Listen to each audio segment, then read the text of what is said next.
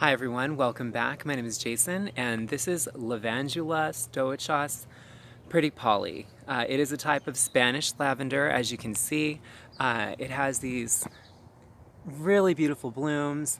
It's actually towards the end of its first flush of flowers.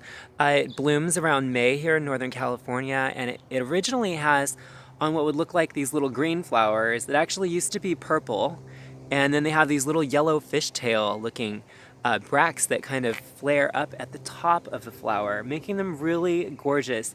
Those little bracts can hang on for, oh, I'd say like 2 months. And then when the flowers are done, you can prune them off or shear them off, and there is always a chance that you can get another flush of flowers in June. And then when you prune those off, there's also a chance that you could get another flush of flowers in the fall. I love this plant because it's very compact and rounded, as you can see. It only gets to about 2 feet tall to 3 feet wide. And so it's a nice, near the front of the border plant.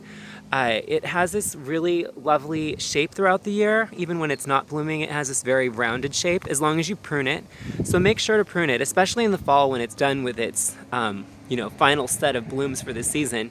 You can prune it to the size and shape that you like at that time. Just make sure not to prune more than a third of the plant at a time. Know that lavender is drought tolerant. You can place this plant in sun to full sun, and it absolutely loves the full sun. Lavender wants really good drainage, so make sure that you plant your plant on like a little slope, or that you plant it into loam or sandy soil. If you have clay, amend the soil, plant it on a downward angle. As far as fertilization goes, all this really needs is a side dressing of compost in the fall. If you want to give it, like a bloom fertilizer, make sure to use a light one. You don't want to push lavender too hard with the bloom fertilizers. So use a low-grade bloom fertilizer if you're going to do that. As far as propagation goes, you can propagate this Spanish lavender in the spring via cuttings. But yeah, it's a cool plant. I love lavender because 1, it's deer resistant, 2, it is gopher resistant, 3, it also is loved by bees and butterflies. Hummingbirds love lavender.